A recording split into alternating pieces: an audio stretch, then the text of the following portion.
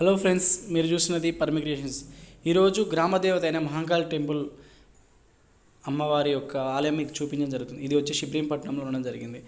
Front గోపురం ఉండి అంత అద్భుతంగా అమ్మవారి విగ్రహం పులిపైన ఉన్నట్లు చూపించడం జరుగుతుంది. తర్వాత గేటు తర్వాత లోపలికి ఎంట్రీ ఇచ్చినప్పుడు గర్భగుడి ఎదురుగా ఉంటుంది. సో గర్భగుడి చుట్టూ ఉన్న 4 గోడల పైన అమ్మవారి యొక్క పిక్చర్ అద్భుతంగా పెయింటింగ్ చేయడం జరుగుతుంది. ఇక్కడ చూడండి, కొబ్బరికాయలు కొట్టడానికి స్పెషల్ ప్లేస్ను పెట్టి అక్కడ అమ్మవారి యొక్క బొమ్మ పెట్టడం జరిగింది.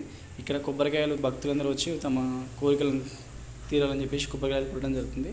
తర్వాత ఇది వచ్చేసి మెయిన్ డోర్ అండి. మెయిన్ డోర్ ద్వారా గర్భగుడిలోకి వెళ్ళడం జరుగుతుంది. ఇక్కడ ప్రతి గోడ చుట్టూ అద్భుతమైన బొమ్మలతో అలంకరించడం జరిగింది. అమ్మవారి బొమ్మలతో మరియు పోతురాజు బొమ్మలతో ఉండడం జరిగింది. అట్నే గుడి పక్కన అతి పెద్ద రాగి చెట్టు ఒకటి ఉందండి. ఈ రాగి చెట్టు దగ్గర టెంపుల్ ఆకారంలో కర్రలతో చేయబడిన ఒక గోపురం లాంటిది మంచి ఎర్ర కవర్తో అందంగా అద్భుతంగా చేయడం జరిగింది. ఇది వచ్చేసి భక్తులు తమ మొక్కులను కోరుకొని తీర్చినందుకు అక్కడ చెట్టుకి కట్టడం జరిగిందండి. చూడండి ఎంత అందంగా ఉన్నారో రెడ్ కలర్లో. ఇది రాగి చెట్టు అండి, చాలా పెద్ద పురాతనమైన రాగి చెట్టు, చాలా సంవత్సరాల నుంచి ఉంటుంది ఇది. ఇక్కడ వచ్చి చూడండి, అమ్మవారు ఒక చేత్తో గొడ్డలి, త్రిశూలం అలాంటివి పట్టుకొని చెప్పేసి మనిషి పుర్రెలు మెడపై వేసుకొని రాక్షసుని చంపిన పిక్చర్.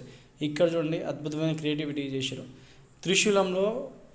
త్రిశూలంతో అమ్మవారు ఎంత అద్భుతంగా చేశారో చూడండి, చాలా బాగుంది.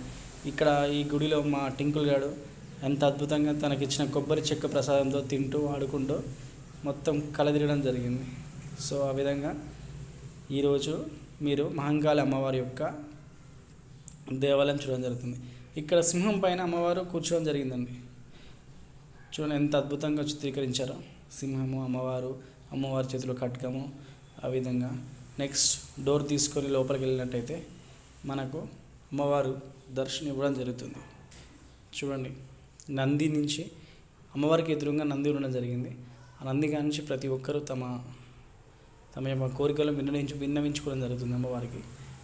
చూడండి, ఈ విధంగా లోపలికి సీదా చూసినట్లయితే అమ్మవారు బంగారు వర్ణంలో పసుపుతో కూడిన ముఖముతో ఉండడం జరిగింది.